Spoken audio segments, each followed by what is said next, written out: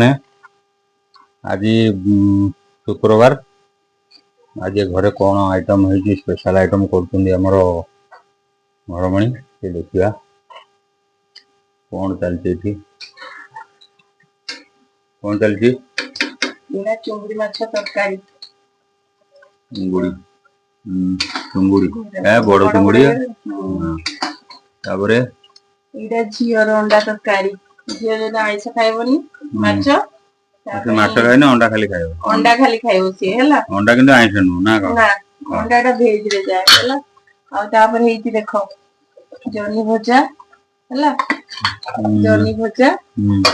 तापर भिंडी भजा हेती पाग होबो बोली आ एटा तो भात आ मो पई जेते मु चुंबड़ी खाइबिनी मो पई आनी छंदी चिकन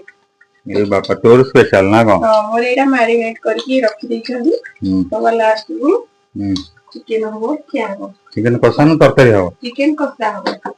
ये जो चुंबड़ी तरकारी हेती अंडा टा किंतु बढ़िया है